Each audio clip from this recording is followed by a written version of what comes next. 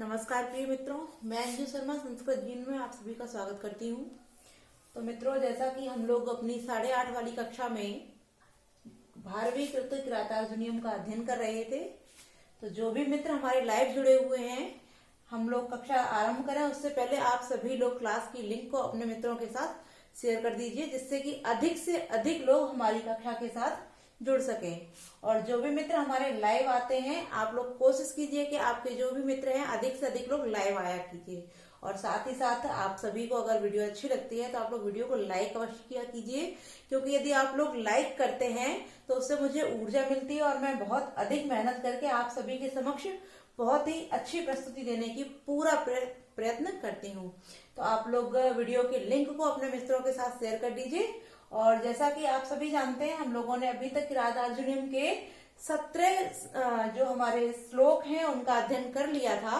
तो आज हम लोग आगे के श्लोकों का अध्ययन करेंगे।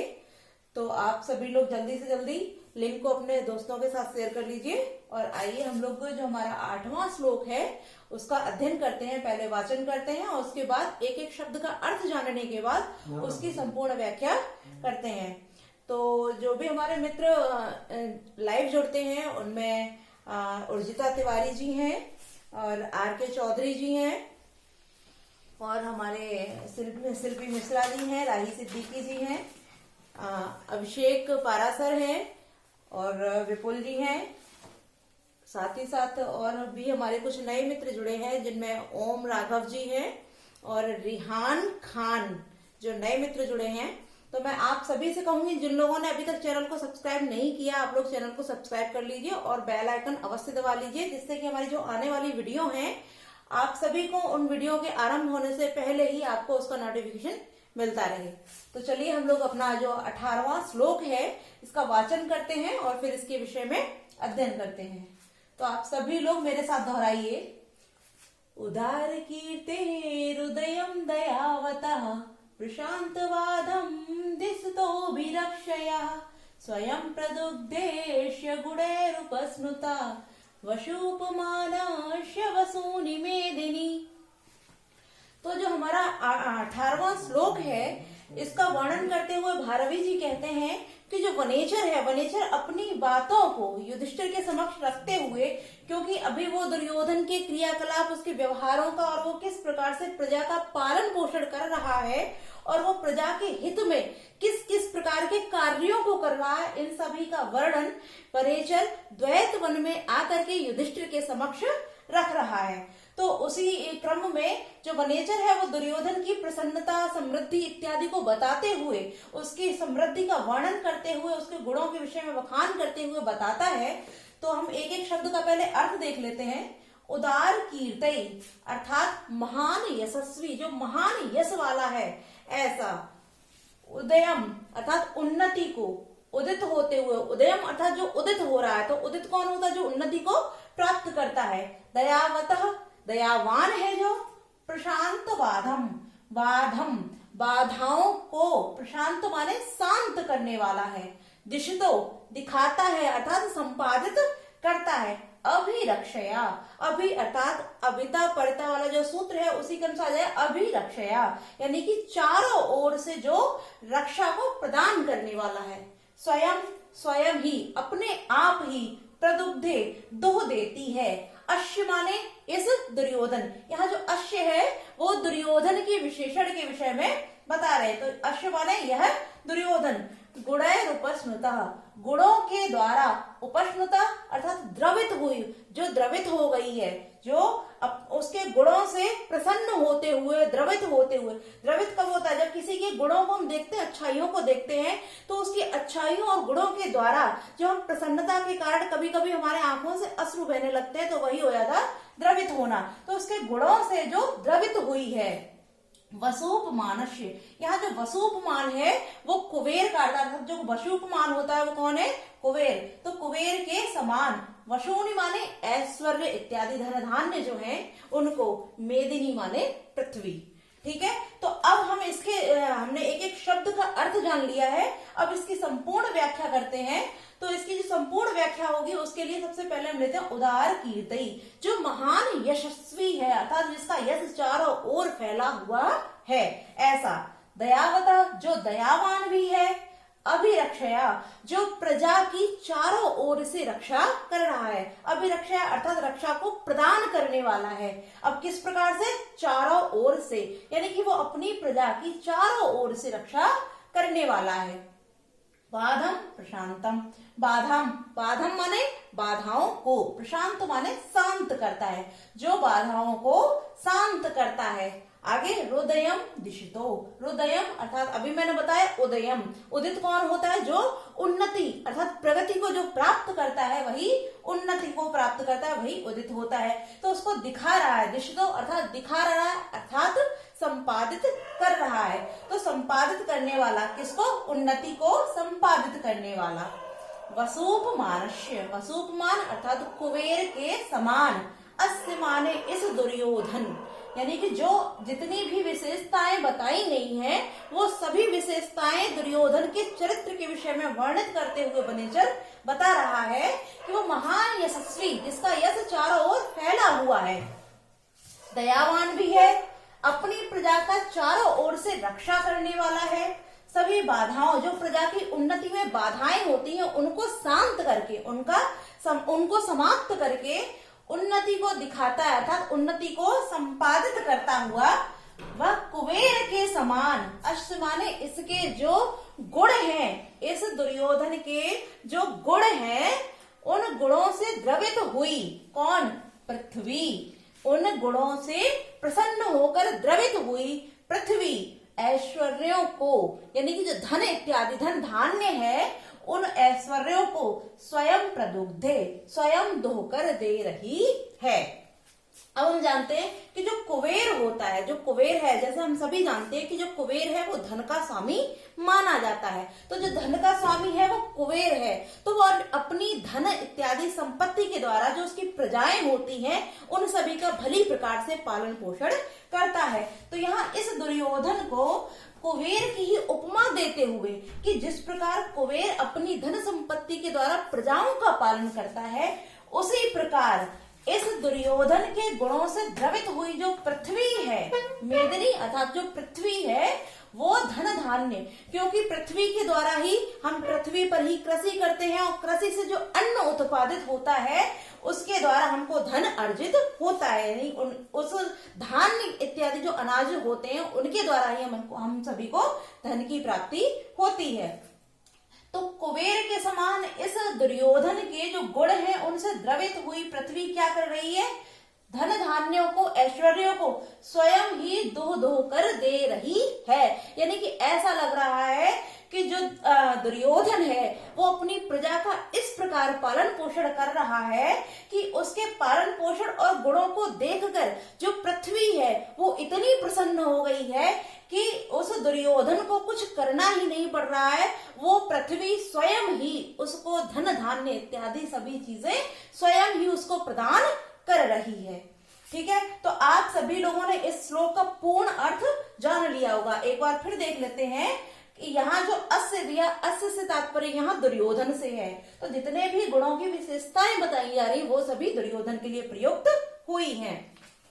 तो उदार कीर्ति यानी कि महान यशस्वी, जिसका यश चारों दिशाओं में फैला हुआ है, ऐसा दयावान, दयावता दयावान, अभिरक्षया अपनी प्रजा का चारों ओर से रक्षण करने वाला, बाधाओं को शांत करने वाला और उन्नति को संपादित करने वाला, दिशतो अर्थात संपादित करने वाला कुबेर के समान इस दुर्योधन के गुणों से द्रवित हुई अर्थात गुणों से प्रसन्न होकर द्रवित हुई पृथ्वी ऐश्वर्य अर्थात धन धान्यों को स्वयं ही दुह दुह कर दे रही है। तो हम लोगों ने इस संपूर्ण श्लोक की पूर्ण व्याख्या जान ली है। अब हम इसके जो मुख्य जो शब्द हैं उनसे जो बनने वाले प्रश्न हैं उनको भी जान लेते हैं। तो यहाँ जो उदार कीर्ति लिखा हुआ, उदार कीर्ति, उसमें जो हमारा समास है वहां बहुव्रीहि समास का प्रयोग किया गया है। अगला जो हमारा प्रशांत बाधम, प्रशांत बाधम, यहाँ भी बहुव्रीहि समास है। प्रशांता बाधा यस्मिन तत् अर्थात शांत की जाती है जिसके द्वारा बाधाएं। और उदार कीर्ति वाला है जो उदारा कीर्ति यस्य सा, उदार कीर्ति वाला है जो अर्थात वह कौन? दुर्योधन। आगे जो हमारा दिया है वसुपमानस्य, वसु उपमानम यस्य तत्, अर्थात वसुपमानस्य जो कुबेर के समान है वह। तो यहाँ सभी विशेषण जो हमारे हैं वो दुर्योधन से संबंधित है और दुर्योधन को यहाँ कुबेर की उपमा संज्ञा दी गई है। तो हम लोगों ने इसके संपूर्ण अर्थ को जान लिया। अब हम अपने अगले श्लोक की ओर बढ़ते हैं जो 19वां श्लोक है, उसका वाचन करते हैं और फिर इसका संपूर्ण अर्थ जानते हैं। तो आप सभी लोग मेरे साथ दोहराइए। महोजसो मान धनाधनार्चिता, धनुर्भृता संयति लब्ध कीर्तया, न संहतास्तास्य न भिन्न वृत्तया, प्रियाणि वाञ्छन्त्य सुभि समीहितुम्। अब इसमें भी जैसे कि हमने बताया अभी यहाँ वनेचर जो है वो दुर्योधन के गुणों का बखान ही युधिष्ठिर के समक्ष कर रहा है, क्योंकि जिस पृथ्वी को अर्थात जिस राज्य को दुर्योधन ने युधिष्ठिर से छल द्वारा जीता है वो उसको नीति मार्ग से जीतने की इच्छा करता है। साथ ही साथ वहां की जो प्रजा है वो उसको प्रसन्न करने के लिए सभी उपायों को अपने द्वारा लागू कर रहा है, जिससे कि जो वहां की प्रजा है वो दुर्योधन से अत्यधिक प्रसन्न रहे। तो क्योंकि वनेचर को युधिष्ठिर ने उस दुर्योधन के क्रियाकलापों और प्रजाओं की व्यवहार को जानने के लिए भेजा था, तो वो सारी चीजों को पता लगाकर आया है और बताता है। इस श्लोक में वो बता रहा है कि किस प्रकार जो अन्य राजा लोग हैं, जो महान राजा लोग हैं, वो किस प्रकार से उस दुर्योधन के हित के लिए उसके समक्ष प्रस्तुत रहते हैं और सदैव उसके साथ लगे रहते हैं। तो आइए हम जानते हैं। महोजसो, महान है यश जिसका, मान धना और मान ही है धन जिसका, महान यशस्वी और मान ही है धन जिसका, यानी कि जो धन को न मानकर जिसका धन सब कुछ नहीं है, मान ही सम्मान ही सब कुछ है, धनार्चिता और धन से भी अर्चित यानी पूजनीय है, धन के द्वारा भी सम्मानित है, धनुर्भृता जो धनुर्धारी है, संयति युद्ध में, लब्ध कीर्तया, लब्ध माने प्राप्त, कीर्तया माने कीर्ति को, जो युद्ध में कीर्ति को प्राप्त करते हैं, न संहितास्तस्य, न संहिता अर्थात जो गुटबंदी को नहीं कर, संहिता माने गुटबंदी, न माने नहीं, जो गुटबंदी को नहीं करते हैं, न भिन्न वृत्तया, न ही भिन्न वृत्ति यानी कि भिन्न भिन्न व्यवहार, वृत्ति अर्थात व्यवहार को करते हैं, न माने नहीं, जो भिन्न व्यवहार को नहीं करते हैं ऐसे, प्रियाणि प्रिय चाहने के लिए या प्रिय करने के लिए, वांछन्ति जो इच्छा करते हैं, अशुभि जो प्राणों को देकर, और समीहित तो माने करने के लिए। अब हमने एक एक शब्द का अर्थ जान लिया है, अब इसकी संपूर्ण व्याख्या इसके अन्वय के अनुसार देखते हैं। तो महोजसा मान ही है यश जिसका या महान यशस्वी, मान धन मान ही है धन जिसका, धनार्चिता और धन से सम्मानित, महान यश वाले, महान जो मान धन से अधिक मान को महत्व देते हैं ऐसे लोग, साथ ही साथ धन से भी जो सम्मानित हैं, संयति लब्ध कीर्तया, संयति युद्ध में जिन्होंने कीर्ति को, लब्ध माने प्राप्त कर लिया है, युद्ध में जिन्होंने कीर्ति को प्राप्त किया है, न संहिता ना ही गुटबंदी करते हैं अर्थात आपस में मिलकर उसके विरुद्ध, उसके किसके, दुर्योधन के विरुद्ध ना ही वो लोग क्या करते हैं, गुटबंदी यानी कि उसके खिलाफ कोई षड्यंत्र रचते हैं ऐसे व्यक्ति, तस्य माने उसके, न भिन्न वृत्तिया और ना ही वो क्या करते हैं भिन्न वृत्तिया यानी कि जो करते हैं वो समान व्यवहार करते हैं, अलग अलग व्यवहार को प्रदर्शित नहीं करते हैं ऐसे, धनुर्भृता, धनुर्भृता अर्थात धनुर्धारी, कैसे धनुर्धारी, यहाँ ये जितने विशेषण हैं वो दुर्योधन के न होकर जो दुर्योधन के सहायक राजा है, उसके मित्र इत्यादि हैं, मित्र गण जो हैं, उन धनुर्धारी मित्र गणों के विषय में यहाँ वर्णन किया गया है, जो दुर्योधन की सहायता के लिए सदैव तत्पर रहते हैं। तो यहाँ जितने भी हमारे विशेषण प्रयुक्त किए गए हैं सभी धनुर्भृता, कौन से धनुर्भृता, कौन से धनुर्धारी, जो दुर्योधन के मित्र हैं, ऐसे धनुर्धारियों के विषय में यहाँ बात की जा रही है कि तस्य माने उसकी, किसकी, दुर्योधन की, अशुभि माने प्राण देकर भी, प्रियाणि प्रिय कर, समीहित माने करने की, वांछन्ति माने इच्छा करते हैं। तो जो महान यश वाले हैं और मान ही धन है जिसका, और धन से भी सम्मानित हैं, साथ ही साथ जिन्होंने युद्ध में कीर्ति को प्राप्त किया है, कीर्तया लब्धा अर्थात कीर्ति को प्राप्त किया है, ऐसे धनुर्धारी, धनुर्वृता अर्थात धनुर्धारी। यदि हम इसका उदाहरण आपको देना चाहें तो जो कर्ण है, दुर्योधन का जो मित्र कर्ण है, वो भी बहुत अधिक महान धनुर्धारी है। अर्जुन के समान ही उसको भी महान धनुर्धारी माना जाता है। महान यशस्वी भी है, मान उसका सम्मान ही धन है और धन से भी सम्मानित है। क्यों? क्योंकि जो अंग प्रदेश है उसका राजा उसको बना दिया गया है और वो युद्ध जिस भी युद्ध को करता है उसमें वो कीर्ति को प्राप्त करता है। तो ऐसे धनुर्धारी कर्ण के साथ साथ अन्य भी जो धनुर्धारी हैं, जो उसके दुर्योधन के मित्र हैं, ऐसे सभी धनुर्धारी वो न संहिता अर्थात आपस में गुटबंदी नहीं करते हैं और न ही भिन्न वृत्तियां, वो सभी एक समान व्यवहार करते हैं, अलग अलग व्यवहार को नहीं करते हैं। किस लिए? तस्य माने उस दुर्योधन के अशुभ प्राण देकर भी प्रिय समीहितुम, प्रिय करने की, वांछन्ति माने इच्छा करते हैं। ठीक है, अब हम लोगों ने यहाँ जान लिया कि जो महान धनुर्धारी व्यक्ति हैं, जिन लोगों ने युद्धों में जितने भी युद्ध किए उन सभी युद्धों में कीर्ति को प्राप्त किया है, यश वाले भी हैं, धन से भी सम्मानित है, मान ही धन है, ऐसे और कौन? धनुर्धारी व्यक्ति जो न तो आपस में गुटबंदी करते हैं न ही भिन्न व्यवहार को करते हैं। वो क्या करने की इच्छा करते हैं? उस दुर्योधन का अपने प्राण देकर भी उस दुर्योधन का प्रिय करने की इच्छा रखते हैं। तो हम लोगों ने यहाँ एक एक शब्द का अर्थ करके संपूर्ण व्याख्या को भी जान लिया है। अब यहाँ जो मुख्य मुख्य शब्दों से जो प्रश्न बन सकते हैं उनको भी देख लेते हैं। तो यहाँ दिया महोजसः, महता ओजा येषाम ते, अर्थात महान है ओज जिसका, ओज अर्थात पराक्रम, इनकी जो कांति है वो महान है। ऐसे व्यक्ति कौन? जो भी हो, जो यहाँ क्योंकि धनुर्धारियों का विशेषण दिया है तो धनुर्वृता, जो धनुर्धारी हैं जिनका महान यश है या ओज है। तो यहाँ मित्रों जो हमारा है बहुब्रीहि समास हो जाता है।